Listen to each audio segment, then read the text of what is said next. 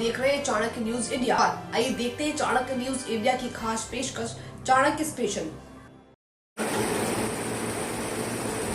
बिहार में नेपाल के रास्ते 3 आतंकी की घुसपैठ की खबर आई है।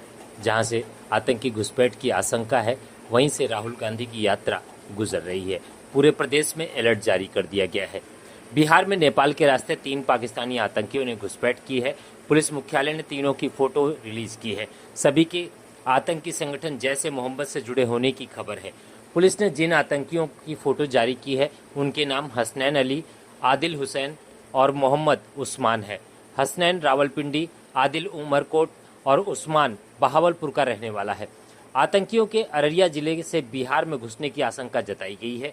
पुलिस हेडक्वार्टर ने सभी जिलों को खुफिया तंत्र को एक्टिव रखने, इनपुट जुटाने और संदिग्धों पर कड़ी नजर रखने का आदेश दिया है। जहां से घुसपैठ की आशंका, वहीं राहुल की यात्रा गुजर रही है। इधर बिहार में स्पेशल इंटेंसिव रिवीजन SIR के खिलाफ राहुल गांधी की वोटर अधिकार यात्रा चल रही है। आतंकी घुसपैठ के संदिग्ध रास्ते अररिया समेत नेपाल से सटे मधुबनी और सुपौल से हाल ही में उनकी यात्रा गुजरी है। बिहार के 7 जिले नेपाल बॉर्डर से सटे हैं।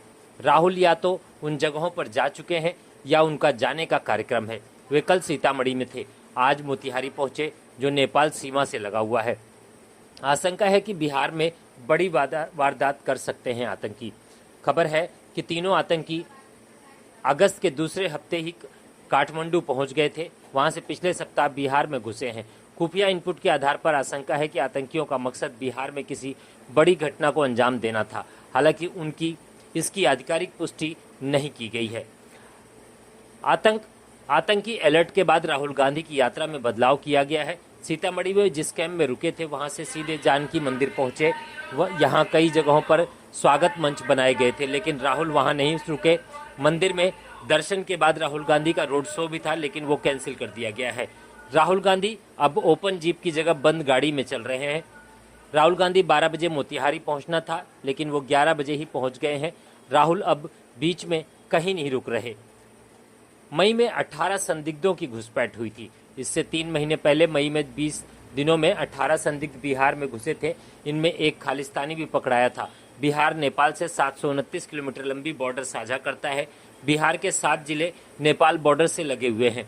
यहीं से घुसपैठ होती है, क्योंकि पूरी बॉर्डर खुली हुई है। नेपाल बॉर्डर की सुरक्षा का जिम्मा SSB के पास है। भारत की जमीनी सीमाएं 7 देशों चीन, पाकिस्तान, बांग्लादेश, नेपाल, भूटान, म्यांमार और अफगानिस्तान से लगती है, जबकि समुद्री सीमाएं श्रीलंका, मालदीव और इंडोनेशिया के साथ लगती हैं। नेपाल और भूटान बॉर्डर की सुरक्षा SSB, पाकिस्तान, अफगानिस्तान, बांग्लादेश बॉर्डर की सुरक्षा BSF, चीन बॉर्डर की सुरक्षा भारत तिब्बत सीमा TDP, ITBP और म्यांमार बॉर्डर की सुरक्षा असम राइफल्स के जिम्मे है। बिहार से सीधा नेपाल बॉर्डर लगता है, जबकि बांग्लादेश बॉर्डर की दूरी बिहार के किशनगंज से करीब 20 किलोमीटर है। भारत से नेपाल का 1751 किलोमीटर लंबा बॉर्डर लगता है। इसमें से सबसे अधिक 729 किलोमीटर बिहार से सटा है। 3 तरीकों से नेपाल से बिहार में एंट्री आसान होती है। भारत और नेपाल के बीच ओपन बॉर्डर है, इससे लोगों को आने जाने में आसानी होती है। नेपाल से बिहार के रास्ते भारत में एंट्री काफ़ी आसान है। यह 3 तरीकों से होती है। पहला, नेपाल के काठमांडू में ट्रैवल एजेंट भारत के एंट्री कराते हैं। ये फर्जी तरीके से नेपाली नागरिकता और भारतीय पहचान पत्र तक तैयार करते हैं। काठमांडू में सीमा हैदर ने भारत का फर्जी आधार कार्ड बनवाया था। दूसरा, नेपाल सीमा की पगडंडी के रास्ते अधिकतर घुसपैठ होती है। ये पगडंडियां नेपाल और भारत के बॉर्डर पर बसे गांव में होती है। घुसपैठ करने वाले गांव के लोगों को लालच देकर एंट्री कर लेते हैं।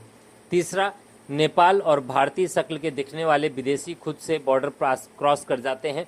अक्सर संदेह होने या खुफिया जानकारी पर ही बॉर्डर पर जांच होती है। नेपाल बॉर्डर पर सख्ती बहुत जरूरी है।